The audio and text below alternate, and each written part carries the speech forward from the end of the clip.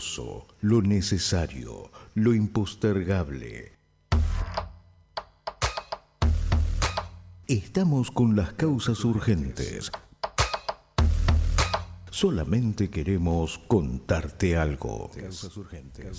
A las 17:34 nos vamos a meter en la causa urgente de hoy. Vaya si no es urgente meternos de nuevo en el tema Tucumán, aborto y lo que está sucediendo con el Poder Judicial y las personas que acceden a un derecho que es ley desde hace 2 años, como la ley de interrupción voluntaria del embarazo. Para ello estamos en línea con Soledad Deza, que es abogada, es feminista, es presidenta y fundadora de Mujeres por Mujeres, fue abogada de Belén, hemos hablado alguna vez ya con ella por este tema y le damos la bienvenida. Soledad, buenas tardes, bienvenida. Hola, muchas gracias por la invitación. Gracias a vos, Sole. Tengo unos cuantos temas porque te quiero aprovechar, pero quiero empezar por esto que está pasando. ¿Cómo es que se pueden pedir las historias clínicas de todas las pacientes que abortaron en un determinado tiempo allí en Tucumán?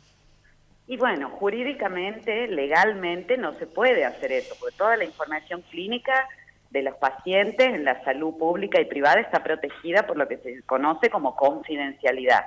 Y la confidencialidad, que es el derecho a la intimidad que tienen las usuarias, tiene como correlato la obligación del personal de salud de abstenerse de violar el secreto profesional. ¿Qué ocurrió en Tucumán?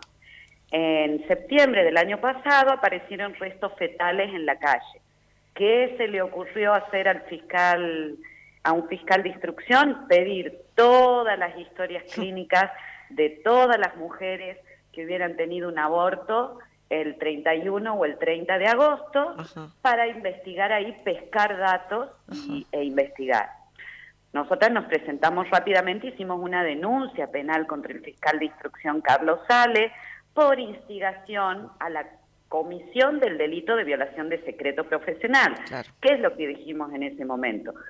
El fiscal puede investigar de forma constitucional con los medios adecuados y legales. Puede buscar las cámaras, puede averiguar policialmente con los vecinos y demás, puede pedir testimonio. Ahora, no puede usar la información sanitaria de las pacientes.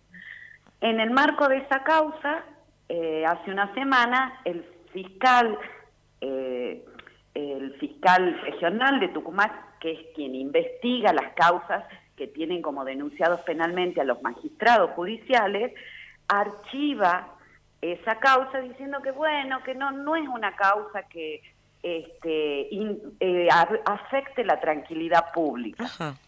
Entonces, bueno, nosotras estamos apelando eso, tenemos la audiencia para apelar esa decisión fiscal el día 28 de febrero a las 8 de la mañana y consideramos que no solo no es ajustada a derecho la decisión, claro, sino que además es un mensaje tremendo que se envía a la sociedad acerca de que la documentación, la información que está registrada en documentación a propósito de una consulta sanitaria, sí, no tiene ninguna protección. Eso va a disuadir a mujeres de buscar ayuda sanitaria. Por supuesto, porque hay sobrados ejemplos en el país, pero en Tucumán especialmente, ¿no?, de cómo la corporación médica también actúa con las pacientes, digamos, que han llegado con eventos obstétricos. Con emergencias obstétricas, le vamos a llamar. Exacto, así es. Hay una tradición bastante... ¿Qué rol imaginás que está jugando la corporación médica en esto? Si lo está jugando o si todo está como era entonces, ¿no?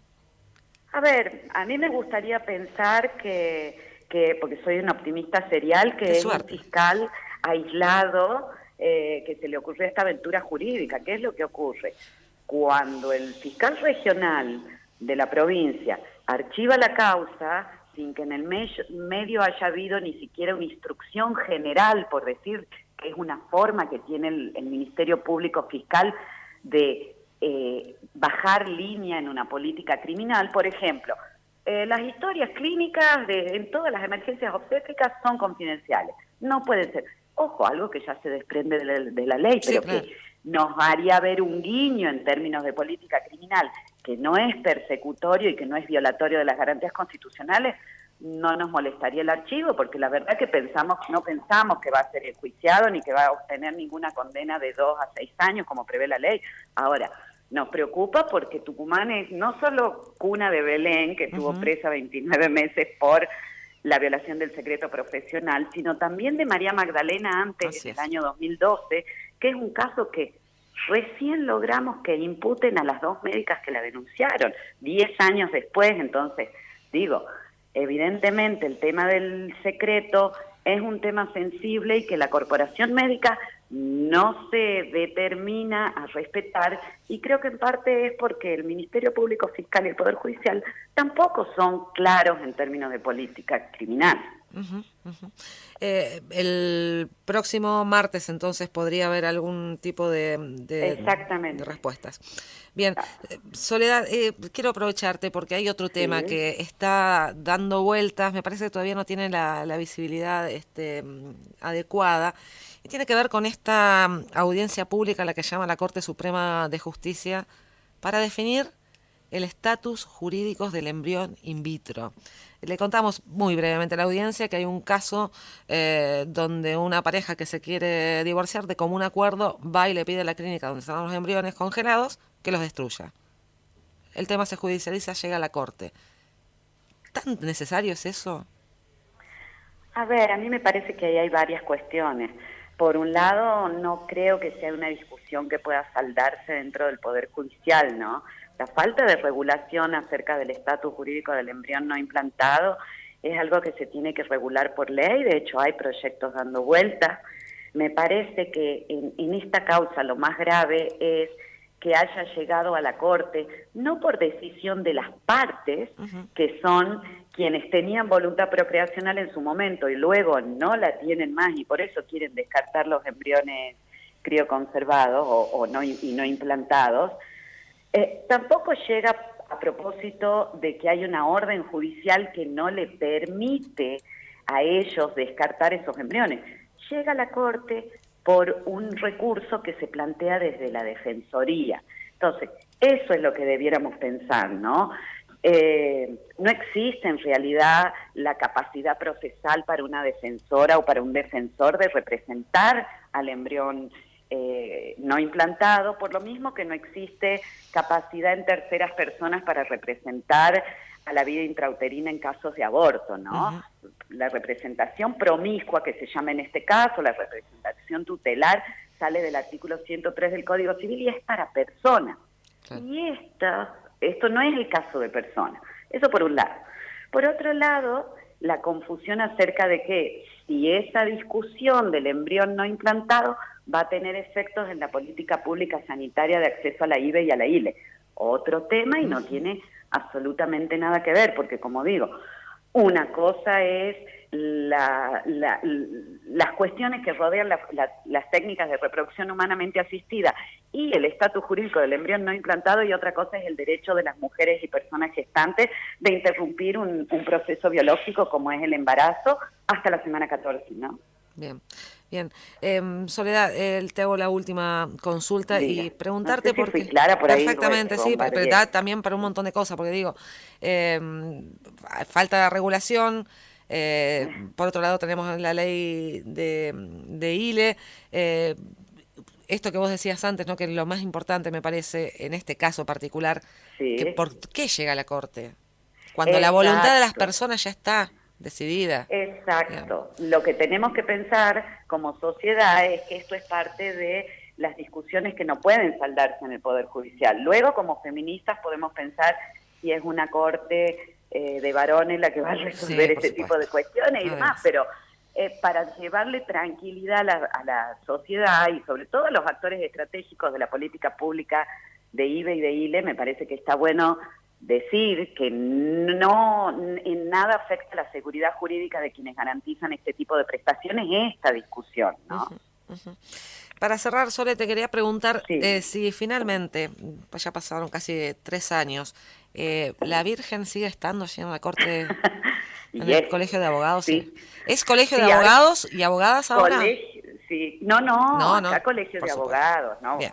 De abogados con mayúscula y con no. Faltaba más. No, el caso sigue en la Corte y de hecho la semana pasada, el caso sigue en tribunales, pero además la semana pasada entró en la Corte Suprema de Justicia de nuestra provincia, porque están discutiendo si es un asunto público, entonces resuelve la Cámara Contenciosa, que es la que lleva las cuestiones de derecho público, o es una cuestión privada y resuelve civil común.